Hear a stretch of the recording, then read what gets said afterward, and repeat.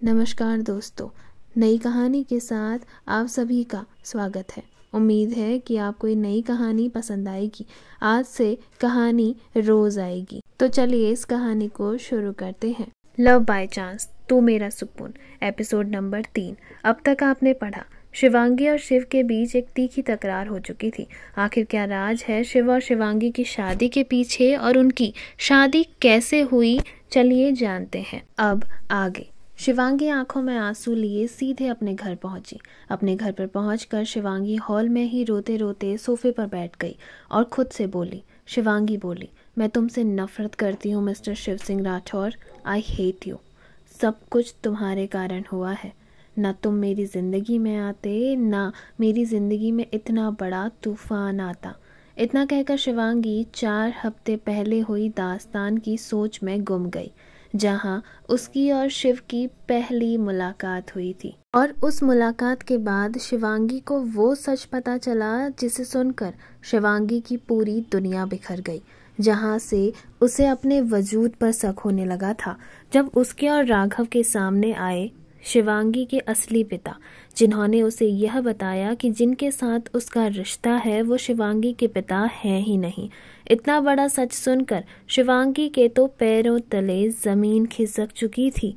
यहाँ से कहानी फ्लैशबैक में जाएगी। आई होप आपको फ्लैशबैक पसंद आएगा। तो चलिए इस कहानी के फ्लैशबैक को शुरू करते हैं कि आखिर शिवांगी को सारा सच कैसे पता चला।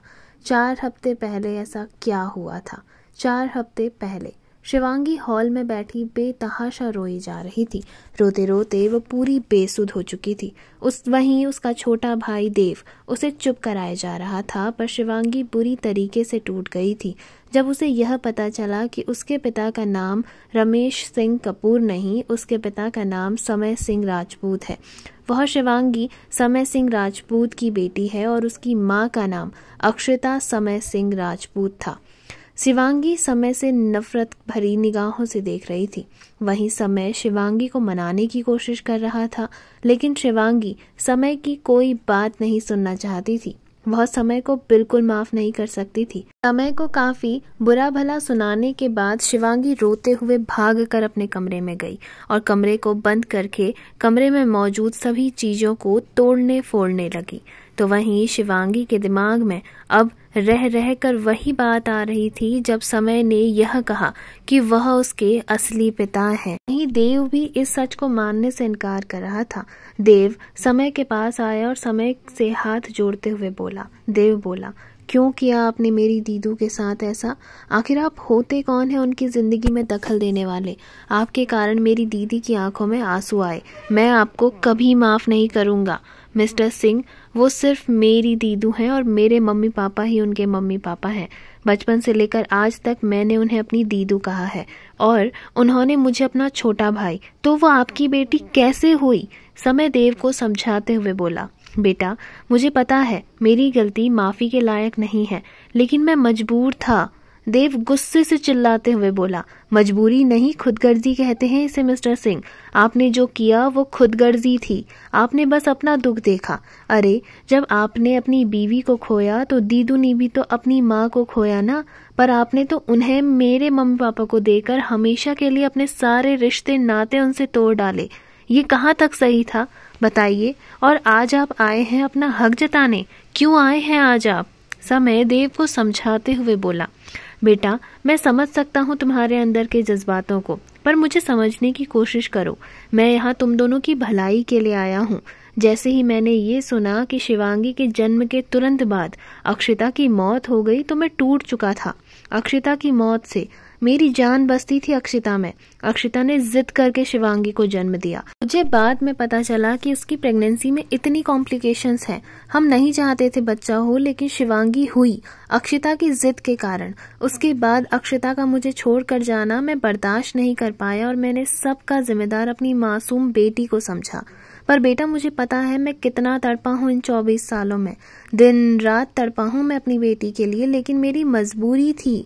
देव बोला, कैसी मजबूरी? बताइए हमें, कैसी मजबूरी थी आपकी? अरे आखिर ऐसी कौन सी मजबूरी आन पड़ी जो एक बाप ने अपनी बेटी को इतने सालों तक अपने से दूर रखा और आज आप आ गए हैं अपनी मजबूरी बताने? चले जाइए यहाँ से। ये घर मेरे मम्मी पापा का है और मेरी दीदू मेरे मम्मी पापा की बेटी है। आई बात समझ में?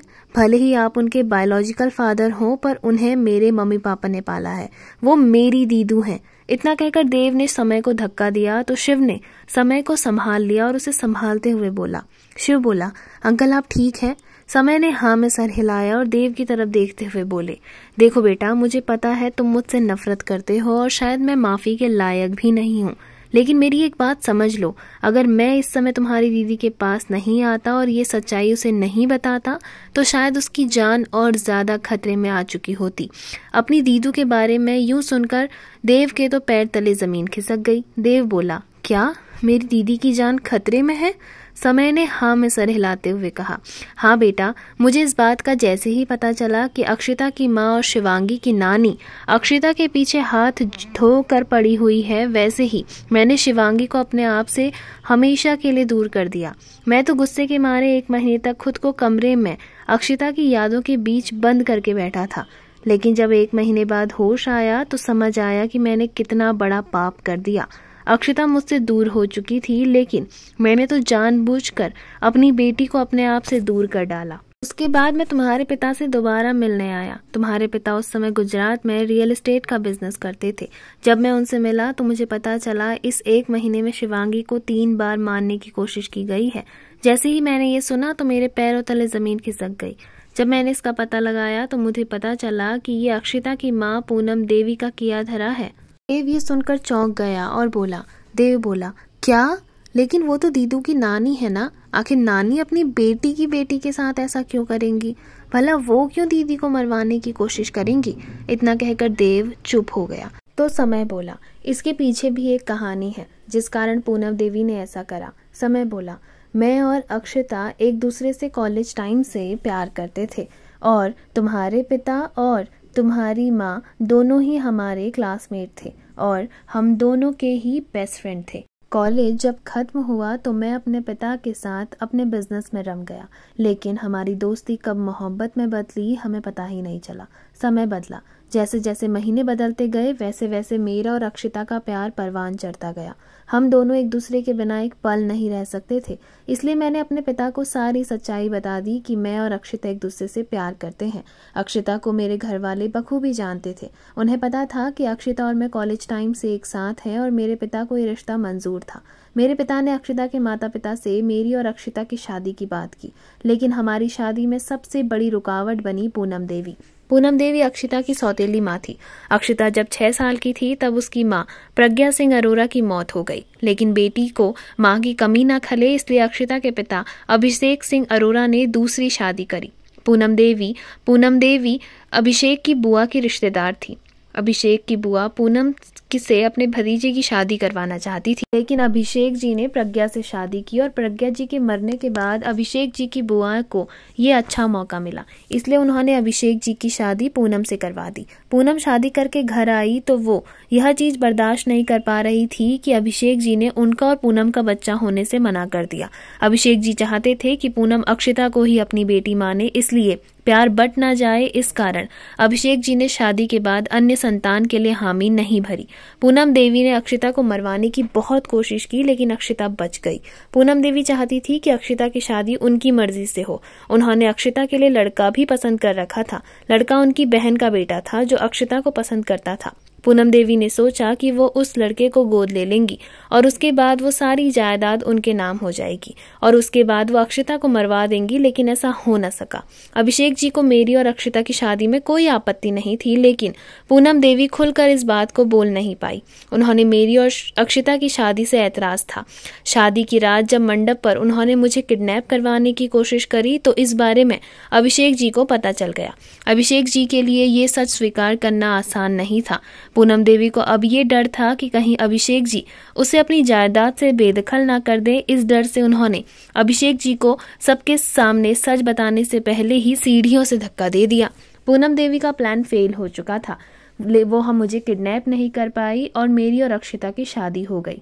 लेकिन शादी के दिन वो हादसा हुआ जिसके बारे में हम में से किसी को भी अंदाज़ा नहीं था। अभिषेक जी की सीढ़ियों से गिरकर मौत हो गई। उनके अचानक चले जाने से हम सब शॉक्ड थे और सबसे ज़्यादा अक्षिता। अभिषेक जी के मर जाने के बाद पूनम देवी को तो जैसे किसी भी काम को करने का लाइसेंस मिल गया हो। पूनम देवी ने अक्षिता को कहा कि अगर उसने मुझसे अपना रिश्ता रखा तो उसे घर से हमेशा के लिए दूर रहना पड़ेगा। अक्षिता उनकी इस चाल को समझ नहीं पाई और अपने पिता की जमीन जायदाद घर को छोड़कर हमेशा के लिए मेरे पास आ गई। पूनम देवी यही चाहती थी, लेकिन उनकी इस चाल को मेरे पिता जान चुके थे। मेरे पिता अक्षिता का हक मरते हुए नहीं देख सकते थे, इसलिए उन्होंने वकील से लीगल नोटिस भेजकर पूनम देवी को कानून के कटघरे में खड़ा कर दिया। पूनम देवी नोटिस देकर बौखला गई। उन्होंने अक्षिता को धमकाने की बहुत कोशिश की, लेकिन अक्षिता अपने फैसले पर अड़ी रही। अक्षिता के नाम जैसे ही वो जायदाद हुई और अक्षिता को पता चला कि वो मां बनने वाली है, और ये खबर पता लगने के बाद तो पूनम देवी गुस्से के मारे उबल रही थी। उन्हें पता था कि अगर अक्षिता की बेटी हो जाएगी तो ये सारी जायदाद अक्षिता की बेटी यानी कि शिवांगी को मिल जाएगी। इसके लिए उन्होंने अभिषेक जी को मारा। वो इतनी आसानी से सारी जायदाद अक्षिता की नहीं होने दे सकती थी। अक्षिता और मैं जब डॉक्टर के पास चेकअप करा कर आए तो हमें ये पता चला कि अक्षिता की प्रेगनेंसी में कॉम्प्लिकेशंस है, लेकिन अक्षिता ने ये बात मुझसे छुपाई। अक्षिता वो बच्चा चाहती थी। उसे पता था कि उसके सर्वाइव करने के चांसेस 1% है, फिर भी वो मेरी खुशी के लिए मां बनना चाहती थी। इसके लिए उसने उन रिपोर्ट्स के बारे में मुझे नहीं बताया। समय बीत रहा था। अक्षिता ने बिना किसी को बताए अपनी सारी जायदाद अपने आने वाले बच्चे के नाम कर दी, और साथ ही में यह भी लिखवाया कि अगर उसके आने वाले बच्चे को ये संपत्ति का हिस्सा आधा मिलेगा, और आधा हिस्सा तब मिलेगा जब उसकी शादी हो जाएगी। शादी हो जाने के बाद कानूनन उन दोनों का इस संपत्ति पर बराबर हक होगा। अगर इस बीच उनके आने वाले बच्चे को कुछ भी हो जाता है तो ये सारी संपत्ति ट्रस्ट में चली जाएगी, और अगर शादी के बाद दोनों में से किसी को भी कुछ हो जाता है तो आधी संपत्ति उसके पार्टनर के पास रहेगी और आधी संपत्ति ट्रस्ट में चली जाएगी। अक्षिता ने ये बिल पहले से ही तैयार करके रखी थी। उसकी एक कॉपी अक्षिता ऑलरेडी कोर्ट में पेश कर चुकी थी, जिससे कोई भी इस वसीयत को चैलेंज ना दे पाए। जैसे ही पूनम देवी ने ये सुना तो वो गुस्से में आग बबूला हो गई। वो बस अक्षिता को जान से मारना चाहती थी, और जैसे ही उन्हें यह समय दिखा तब अक्षिता की डिलीवरी का समय पास आ चुका था। मुझे अक्षिता की डिलीवरी के दिन पता चला कि अक्षिता के सरवाइव करने के चांस बहुत कम है। मैं बिल्कुल टूट चुका था। मैं जब अक्षिता से मिला और मैंने अक्षिता से ये बात की कि उसने मुझसे इतना बड़ा सच क्यों छुपाया, तो उसने मुझसे रिक्वेस्ट की कि मैं इस बच्चे को अपना लूँ। उसने ये सब मेरी खुशी के लिए किया, लेकिन मैं अक्षिता की कोई बात नहीं सुनना चाहता था। अक्षिता ने मुझे इतना बड़ा धोखा दिया था। उसने मुझसे वादा किया था कि वो ज़िंदगी भर मेरे साथ रहेगी, लेकिन ऐसा नहीं हुआ। उसने अपना वादा तोड़ा और वही हुआ जो नहीं होना चाहिए था। शिवांगी को जन्म देते ही अक्षिता चली गई। मैं इस सदमे को बर्दाश्त न कर पाया और मैंने अक्षिता को खोने का जिम्मेदार शिवांगी को समझा। मैं शिवांगी को अपनाना नहीं चाहता था। आखिर उसके कारण ही तो मेरी अक्षिता इस दुनिया में नहीं थी, इसलिए मैंने शिवांगी को अपनाने से इनकार कर दिया। मेरे माता पिता से मेरा ये दुख देखा नहीं जा रहा था। मैंने अपने माता पिता को ये धमकी दे डाली थी कि अगर शिवांगी इस घर में रही तो मैं हमेशा के लिए उनको छोड़कर चला जाऊंगा। मेरे माता पिता अक्षिता को तो खो चुके थे, लेकिन वो मुझे नहीं खोना चाहते थे। और कहते हैं ना, बेटे से ज्यादा पोता पोती प्यारे होते हैं। तो मेरे माता पिता ने शिवांगी को रमेश को देने का फैसला किया। रमेश और तुम्हारी माँ अर्पिता की शादी को 3 साल हो गए थे, लेकिन उनकी कोई औलाद नहीं थी। अर्पिता ने अपनी गोद में जैसे ही शिवांगी को लिया, अर्पिता को मातृत्व का वो एहसास मिला जिसके लिए वो इतने सालों से तड़प रही थी। और अर्पिता और रमेश ने शिवांगी को अपनाने का फैसला किया और वो शिवांगी को लेकर सीधे गुजरात आ गए। मैं शिवांगी की शक्ल नहीं देखना चाहता था, इसलिए मैंने खुद को कमरे में बंद कर दिया।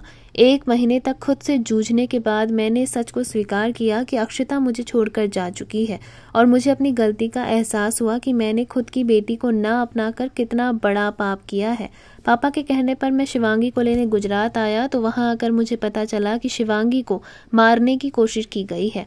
समय जी जब गुजरात पहुंचे तो उस समय शिवांगी अर्पिता की गोद में बेफिक्र होकर सो रही थी, मानो उसमें अर्पिता को अपनी मां माना हो। वहीं समय ने जब अर्पिता की गोद में शिवांगी को देखा तो उसके दिल में एक टीस सी उठी।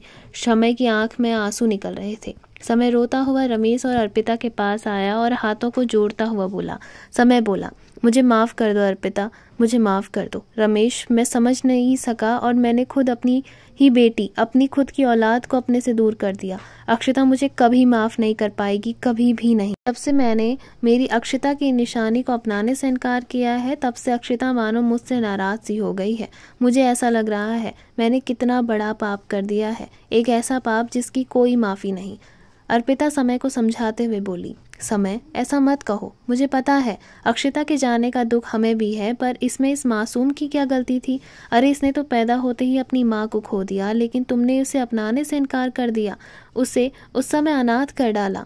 समय रोने लगा और अर्पिता से बोला, मुझे माफ़ कर दो, मुझे मेरी गलती का एहसास हुआ है अर्पिता, मुझे माफ़ कर दो। क्या तुम अपनी बेस्ट फ्रेंड के लिए मुझे माफ़ कर सकती हो? अर्पिता की आंखों में आंसू और होंठ पर मुस्कान थी। वो समय से बोली। अर्पिता बोली, जाओ समय, मैंने तुम्हें माफ़ किया, ये लो मेरी अक्षता की अमानत। अर्पिता ने इतना कहकर शिवांगी को समय की गोद में दिया तो शिवांगी की मुट्ठियों में अर्पिता की साड़ी का आंचल फंसा हुआ था, मानो वह अर्पिता को छोड़ना ना चाह रही हो। समय ने जब शिवांगी को यूं देखा तो कहा। समय बोला, देखा, तुम में इसे अपनी माँ नजर आ रही है। अर्पिता बोली, हाँ तो आएगी ना, मासी भी तो माँ जैसी होती है। ये हक तो इसने मुझे इसके जन्म से पहले ही मिल गया था। शायद अक्षता को ये सच पता था। यह तो मुझसे हमेशा बोलती थी कि उसकी बेटी हमेशा मेरी रहेगी, उसके पास 2 माएँ रहेंगी, और मैं ही पागल उसकी इन बातों को समझ ना सकी। समय अपनी गोद में उस नन्ही सी जान को देख रहा था जो इस समय बेफिक्र होकर सो रही थी। अर्पिता समय से बोली, समय, क्या तुम शिवांगी को ले जाने आए हो? समय बोला, नहीं अर्पिता, एक पाप मुझसे हो गया है, अब मैं दूसरा पाप नहीं कर सकता। बेशक मैंने गुस्से में अपनी बेटी को अपनाने से इनकार कर दिया हो, लेकिन मेरी बेटी ने तुम्हें माँ होने का एहसास दिया है। 1 महीने से वो तुम्हारे पास है, तुमसे लगाव हुआ है उसे। तुमने तो बिना किसी स्वार्थ के अपनी पूरी ममता लुटाई है उस पर, तो मैं कैसे तुम्हारी ममता पर सवाल खड़ा करके अपनी बेटी को यहाँ से लेकर जा सकता हूँ? मैं बस अपनी बेटी को कुछ पल अपने साथ रखना चाहता हूँ, उसे अपनाना चाहता हूँ, उसे खेलते हुए देखना चाहता हूँ। रमेश बोला, लेकिन मुझे नहीं लगता कि ऐसा होगा। उसके यूँ बोलने पर समय ने गंभीर होकर रमेश की तरफ देखा। समय रमेश से बोला, तू ऐसा क्यों बोल रहा है? रमेश बोला, क्योंकि जब से हम गुजरात आए हैं तब से शिवांगी को 2 बार किडनैप करने की कोशिश की जा चुकी है और 1 बार उसकी जान जाते हुए बची है। जैसे ही समय ने ये सुना तो समय के पैरों तले जमीन खिसक गई। समय बोला, क्या? पर ये सब हुआ कैसे? रमेश बोला, मुझे भी समझ नहीं आ रहा। आखिर इतनी छोटी सी बच्ची से किसी की क्या दुश्मनी होगी? कोई इसे किडनैप करने की, मारने की कोशिश कर रहा है? समय बोला, पर यह सब हुआ कैसे? रमेश बोला, मैं और अर्पिता शिवांगी को दिखाने हॉस्पिटल गए हुए थे। शिवांगी को हॉस्पिटल में किडनैप करने की कोशिश की गई थी और 1 बार मंदिर में शिवांगी और अर्पिता को लेकर गई थी, लेकिन उस समय वहां मेरे सिक्योरिटी गार्ड पहुंच गए, जिससे अर्पिता और शिवांगी दोनों ही बच गए। उसके बाद मैंने इन दोनों का घर से बाहर निकलना काफ़ी कम कर दिया। किसी ज़रूरी काम के लिए ही अर्पिता घर से बाहर निकलती, नहीं तो जो भी ज़रूरी काम होता उसे मैं या घर के बाकी नौकर देख लेते। शिवांगी की सुरक्षा को देखते हुए हमने उसके लिए एक आया को काम पर रखा, जिससे अर्पिता को कंपनी मिल जाती और अर्पिता अकेला फील नहीं करती। लेकिन हमें नहीं पता था कि वो काम करने वाले हमारे घर में किसी और की जासूस बनकर आई है।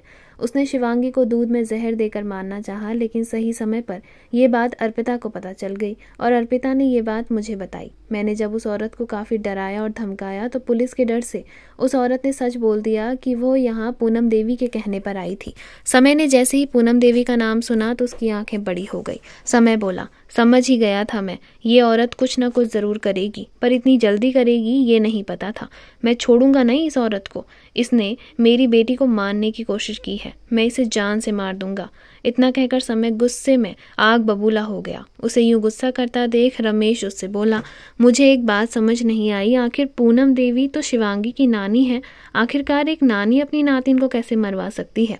समय गुस्से से दांतों को पीसते हुए बोला, वो औरत नानी नहीं है, नानी के नाम पर कलंक है। वो शिवांगी को किडनैप बस इसलिए करना चाहती थी ताकि शिवांगी की जायदाद की अकेली वारिस बन सके, लेकिन ऐसा हो न सका, तो उन्होंने शिवांगी को मरवाने की कोशिश की ताकि शिवांगी मर जाए और सारा किस्सा ही खत्म हो जाए। रमेश ने जब समय से ये पूछा कि आखिर पूनम देवी ऐसा क्यों कर रही है, तो समय ने अक्षता की वसीयत के बारे में रमेश जी को बता दिया। उस समय उन लोगों ने डिसाइड करा कि वो हमेशा के लिए गुजरात छोड़कर कहीं दूर सेटल हो जाएंगे और समय उनसे कोई कांटेक्ट नहीं रखेगा, क्योंकि उन्हें पता था अगर समय शिवांगी या किसी से भी मिलने की कोशिश करता तो पूनम देवी के आदमी जो कि समय के पीछे लगे हुए हैं वो शिवांगी को नुकसान पहुंचाने की कोशिश जरूर करते। इसलिए समय, रमेश और अर्पिता ने ये डिसाइड किया कि वो शिवांगी को अर्पिता और रमेश का नाम देंगे और अपनी पहचान को हमेशा के लिए बदल कर रख देंगे। सच्चाई सुनने के बाद देव के तो पैरों तले जमीन खिसक गई। देव बोला, ठीक है, मानता हूँ आपकी मजबूरी रही है और इस मजबूरी में मम्मी पापा ने आपका साथ दिया, लेकिन अब आप क्यों आए? अब आपको पूनम देवी का कोई डर नहीं है क्या? अब वो शिवांगी दीदी के पीछे नहीं पड़ेंगी क्या? बताइए। इतना कहकर देव चुप हो गया। तो वहीं समय जी फिर बोले, अब मुझे शिवांगी को ये सच बताना ज़रूरी हो गया कि वसीयत के अनुसार शिवांगी के 25 साल पूरे होते ही शिवांगी को शादी करनी है। उसके बाद वो इस प्रॉपर्टी की वारिस बन जाएगी और अपनी माँ की प्रॉपर्टी के साथ साथ वो अरोरा खानदान की इकलौती वारिस भी है। लेकिन ये जमीन जायदाद उसके नाम सिर्फ एक शर्त के कारण ही हो सकती है। वह शर्त है कि उसे शिव से शादी करनी होगी। देव ने जैसे ही ये सुना तो उसके पैरों तले जमीन खिसक गई। एक के बाद एक बम उसके सर पर पड़ते ही जा रहे थे। देव आंख फाड़ फाड़ कर समय की सारी बातें सुन रहा था। क्या शिवांगी समय की बात मान के शिव से शादी के लिए राजी हो जाएगी? जानेंगे कहानी के अगले भाग में। आपको कहानी का यह भाग कैसा लगा कमेंट सेक्शन में कमेंट करके ज़रूर बताइएगा। साथ ही में अगर आपको यह वीडियो पसंद आई हो तो वीडियो को लाइक करिएगा, शेयर करिएगा, कमेंट करिएगा और बेल आइकन दबाकर चैनल को सब्सक्राइब करना ना भूलिएगा, ताकि आप इस कहानी के आने वाले किसी भी भाग को बिना मिस किए आसानी से देख सकें। धन्यवाद।